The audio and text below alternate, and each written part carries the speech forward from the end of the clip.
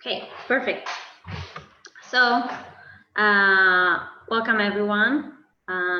Really happy and excited to have here Lior and Maya from the organization Door2Dor. Door2Dor is a new baby organization that became a monster in a month and a half or so that really swapped Israel and made it show how much Israelis are great in time of crisis. I won't say too much because I would like to give the stage to Lior and Maya to tell us a little bit about the project. But maybe we're gonna start by tell us who you are, guys, and about yourself a little bit more, so we will know where it all started. Yeah, sure. Thank you, Ron, for inviting us. And I have to say, we are very excited to speak to you all today. We're very happy to tell about Door2Dor globally because in Israel it made such a nice impact, and we would love to continue and help more people in this time of crisis.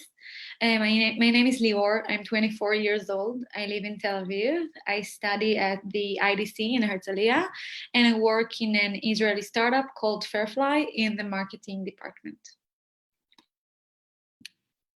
So thank you again, Ron, for inviting us. Hello, everyone. It's really nice to meet you. My name is Maya Klein, and I am Lior's colleague for everything related to Door2Dor. I am 27 years old, and I live in Tel Aviv. Originally, I'm from Herzliya, and I also study at the IDC. I study psychology and business administration. These days, I work at a startup company named Jolt. It's an ed tech company, and I work there as an HR, human resource partner. And Lior and I actually met in a let's say a summer program together named Birthright Excel. We met there and we became really good friends, started to hang out together in Tel Aviv. And since then, we're really good friends. Perfect. So what brought you here today? What is Door2Dor? How did you end up founding it? What is the story of all of that? Okay, so if that's okay, I will share my screen and we will show you a little short presentation. Can you see my screen? Yes, we can. Okay, so basically everything started 45 days ago when we understood that everything is going to change. We considered who is going to be hurt the most. And for each of us, jumped to mind a different person, someone that is close to us or related to us. And basically it's our grandfather and grandmother. We understood that it is going to be hard these days in Israel, but for the elderly, it's going to be even harder. This is how we founded Door2Dor. It's a social, volunteer, and technical project that was established by students at the IDC, Interdisciplinary Center in Herzliya. It's a private university. The algorithm that we developed functioned on a geographic basis, linking up the volunteers to the population at risk from the virus.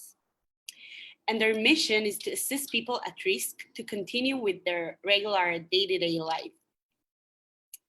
So although only Lior and I are here today with you guys this evening, we have over 150 people that works closely with us. All of them are volunteers, and all of them are so this Door2Dor that you see, it's not just 2 people, it's 150 people that gave an enormous impact about all of it. We couldn't have made it without them. They all divided, as you see, to different departments. We have computer developers, operators, marketing, and so many more. And without each and every one of them, the project will not be what it is today. So let's say a little bit about how it works. So the volunteer registers in our database online via our site, as you see on the screen, and waits for a call. And then this is the volunteer, he registered, and then the person in need can also register via the website or by special phone line staffed by our volunteers. And they will assist the registration to this person, because we understood that a lot of the time the people who needs help can't reach technology that well. So we try to fit that into them and creating a phone line for them. And as soon as a request for help is made, our algorithm finds a match to the nearest volunteer geographically to the person needing the help.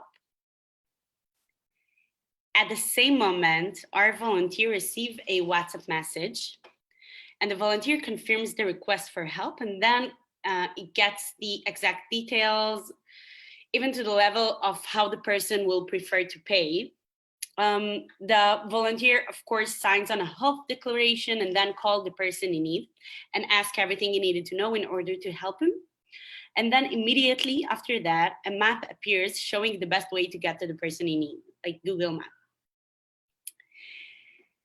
So the volunteer leaves the items outside the door and put on gloves and a face mask, because personal health safety is the highest priority at Door2Dor.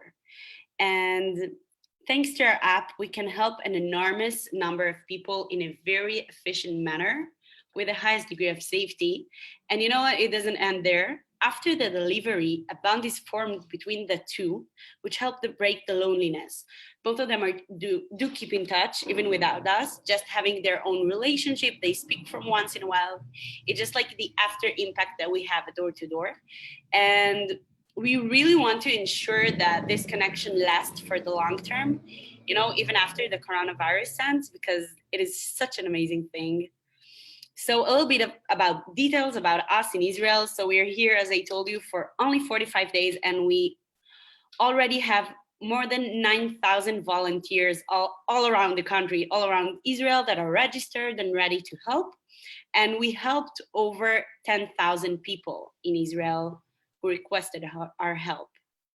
And there's a lot of media press discussing about us. Even we are part of a billboard in Azrieli Tower in Tel Aviv, which is the most famous tower in Israel. So it's really exciting.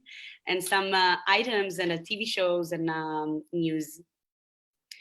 And we are looking forward to see how and where we can help, because this is a world pandemic, as you all guys know.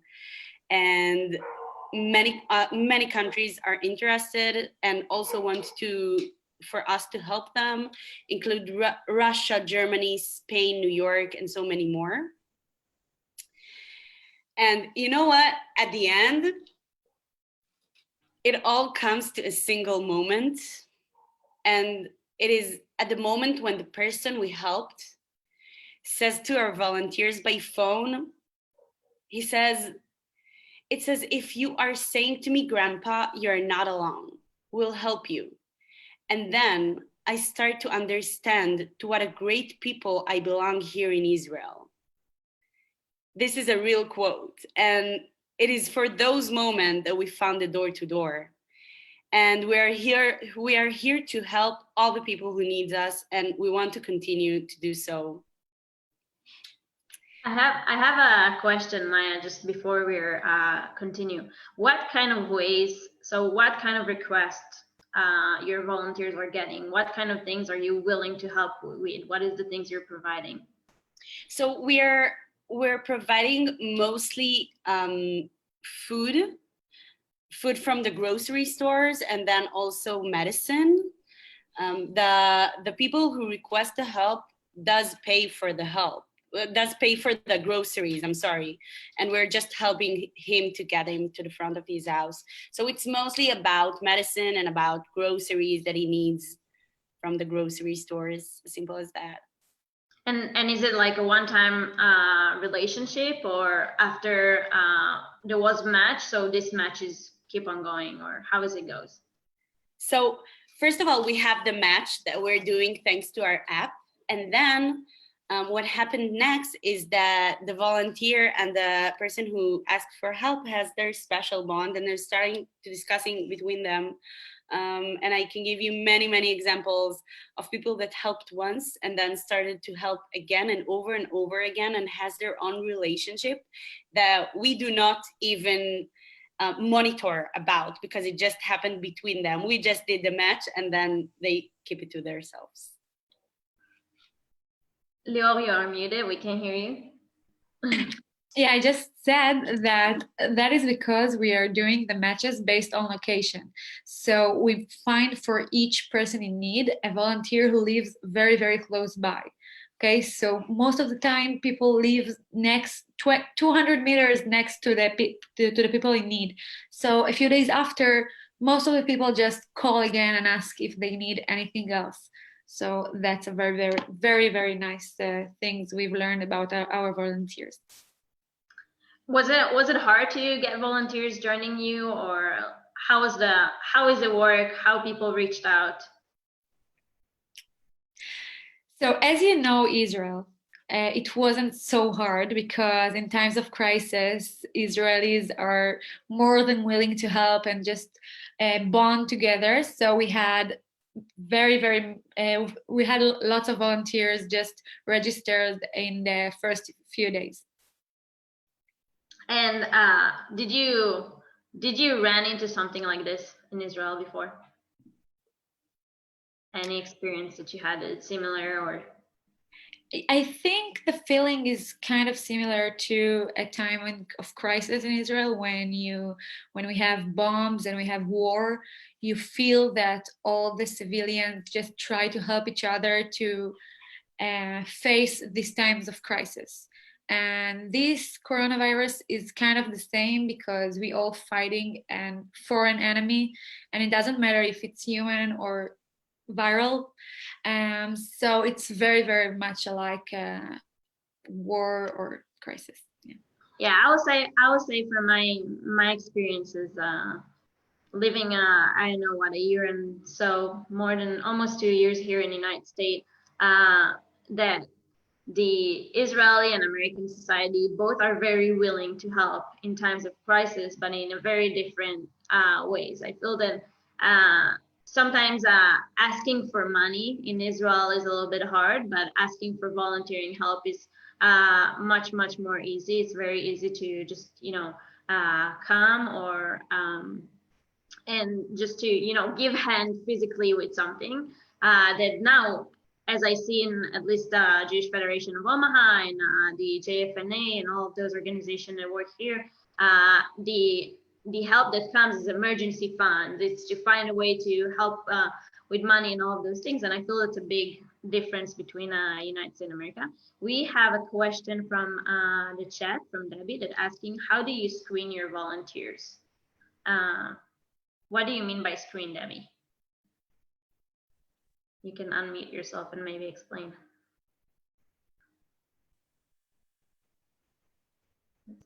What I mean is, what if someone who maybe wasn't trustworthy or maybe even anti-Semitic got a hold of this site and registered on there and went to someone's home and maybe caused harm? I mean, is there a way to screen? How do you know the volunteers that are signing up are who they are? Okay, so first of all, we have very, very hard and intense law. How do you say it when you just sign that you are application?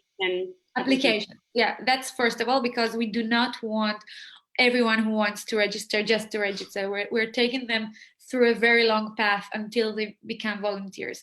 But the easiest part in door-to-door activity is the fact that we do not allow to open the door under any circumstances because of the coronavirus. Because we do not want to expose both sides to the virus, we say to the volunteers and to the requester, do not open the door. So it's kind of like maybe someone can go into my house and try to break in, but it wouldn't be much more dangerous than any other thief or burglar. So how do you get reimbursed if you go to the grocery store or the pharmacy for them? How do you get reimbursement? How does the person, the volunteer, get reimbursement? So I just want to make sure that I understood. How did he get the money that he spent on The payment. Mhm.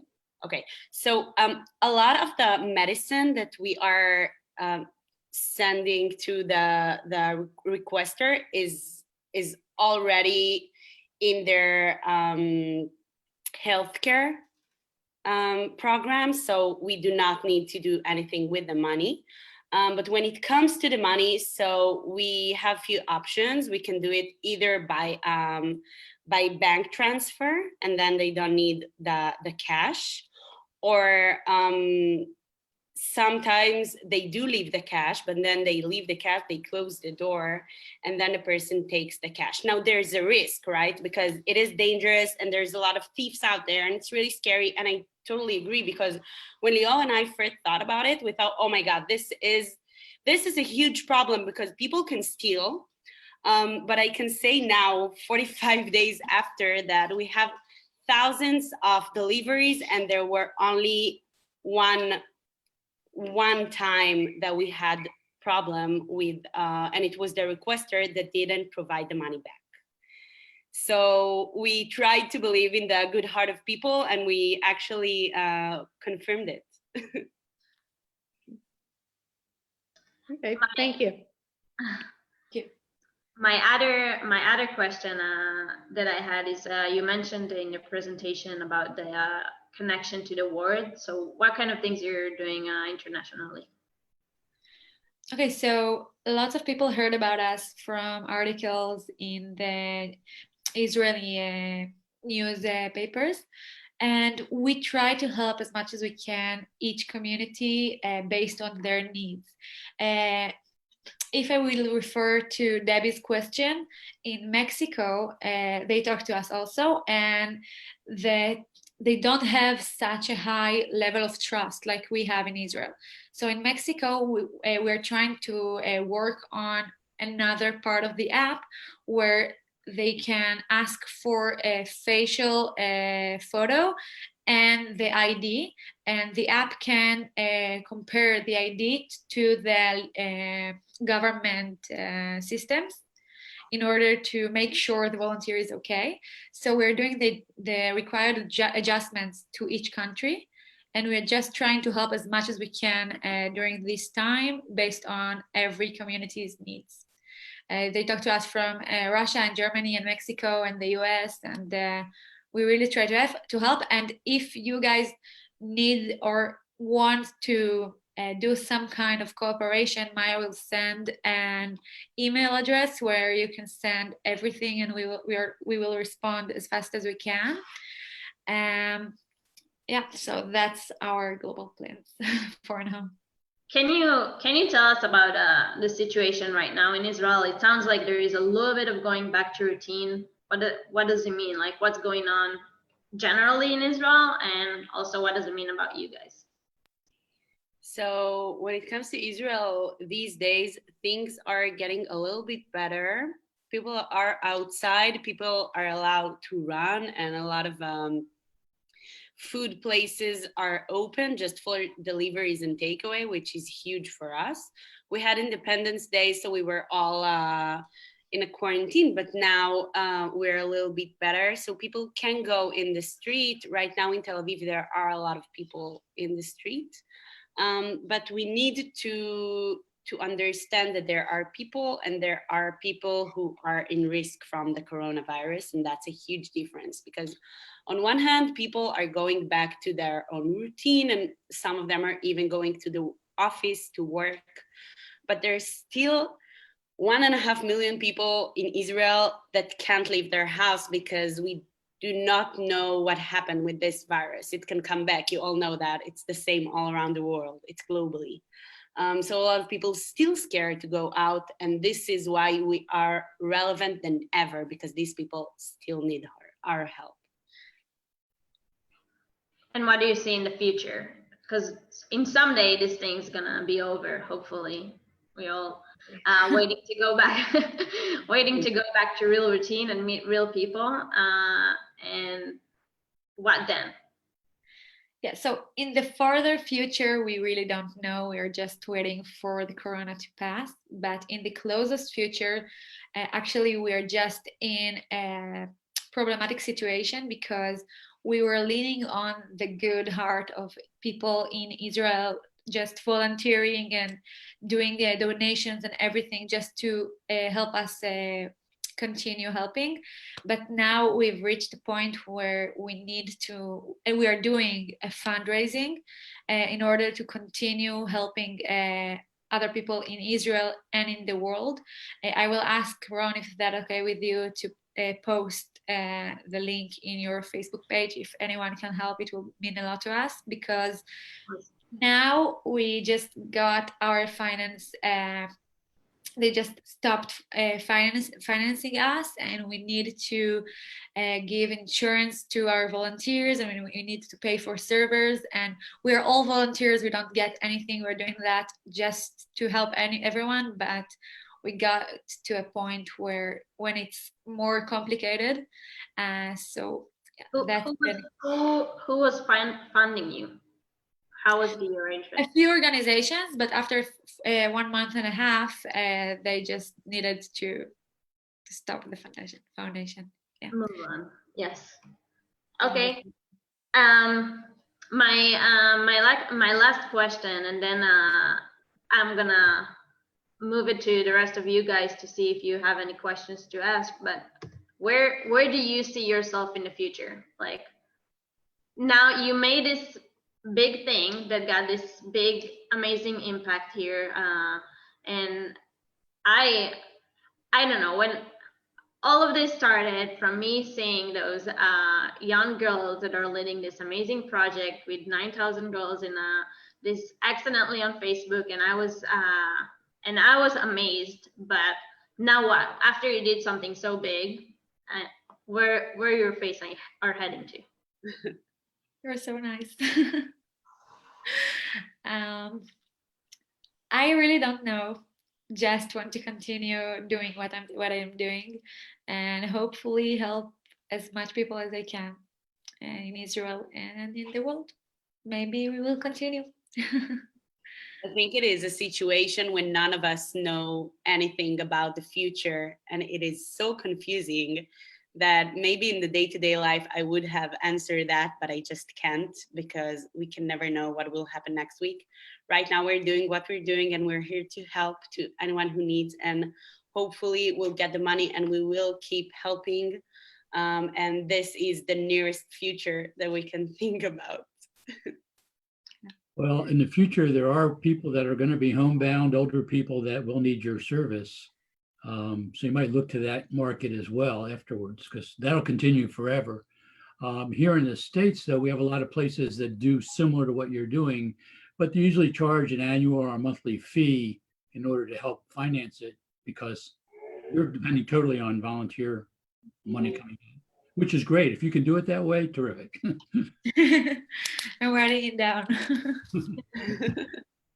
Maybe give services by pay. I'm open for any other comments or questions from the crowd. Well, I guess for me, it's a question. It's more of a comment, but kind of into a question-ish. What I think is so powerful about this is the connection of generations, and I think somehow we have lost sight of that amazing relationship between kind of like two very different generations. And I think that, like,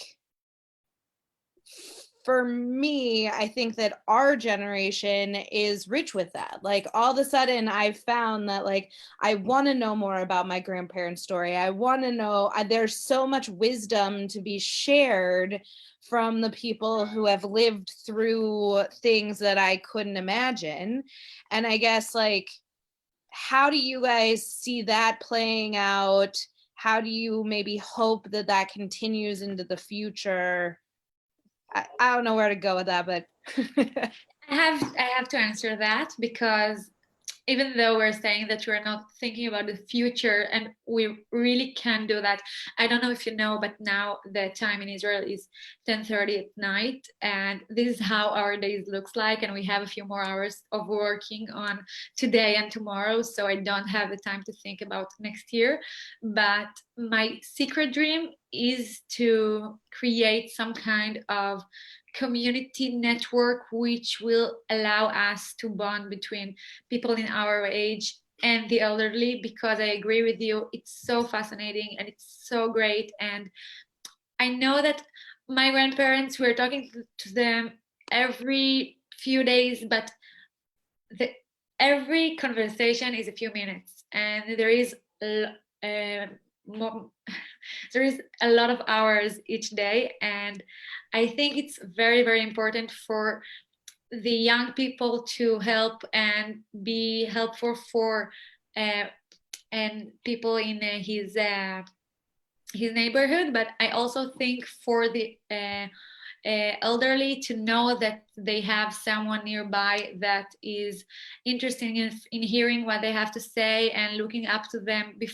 beside their families. In my opinion, it could be great, but yeah, that's far away from us. well, I think we in Omaha have it's an interesting situation, because a lot of us, and I don't know, but a lot of us grow up and then move away, and some kids come back, but there's a lot of people who are kind of in that generation here where, you know, all their kids live in different cities, but they still love Omaha, so they're still here. And I think that there's really wonderful ways, kind of long term, for us to learn from you and figure out how do we build those connections with the random people who moved here, whose families are far away and they need like to adopt a savta and like have someone who will invite them over every once in a while for a Shabbat dinner. So that sounds great. Jamie, maybe we should do that. Send us an email. Seriously. I've wanted to do Adopt a Savta for a long time, because we do have a lot of young families that move here, and we have a lot of grandparents who their grandkids are gone. So, you know, it might be a nice thing. Yeah. If you guys are from Omaha and you're listening and that sounds of interest to you, let me know. Mark. Yeah, I wanted to ask something. I understand that you did become a registered nonprofit organization. Is that right? No. Oh, you have not. Registered. We're just legally, we're just air now. Have you considered doing that, and any advantages? Well, a couple things. Would that be difficult in Israel? And what advantages might that give you for fundraising? We do not have the time to incorporate into an NGO or into a company because right now we need the money as we speak. We have lawyers who are advising us pro bono in Israel, and they just said, start the fundraising and we will get these things figured out later, a very Israeli way. But for now, yeah, we're not incorporated in any way. We're just 150 young Israeli who are trying to help. Thanks. Thank you. Any more questions? Well, I think it's a good news for you, because first of all, it means you talked very well. Second of all, it means you can go to sleep at half an hour earlier today. But Here, by the way, we're here to stay. Just saying, if anyone has any question, we would love to answer. And I would just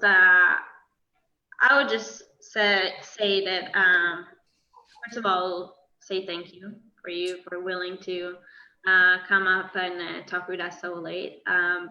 But second of all, I will say, as Israeli who lives away from home and counting every day to the day that I'll come back for a full routine in Israel, is just thank you. Thank you for the service that you're helping us, the shlichim, to do in our communities, and thank you for helping and helping to show that Israel have more than the bombing and the war. And under the bombing and the war and the coronavirus, we know how to become a community, and we know how to put ourselves out there and help for the rest of the people. And that's it. Toda raba.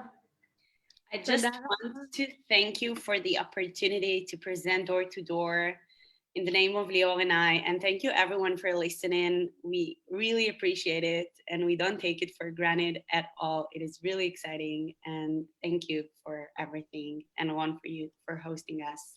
Thank you for that. Toda raba. Toda raba.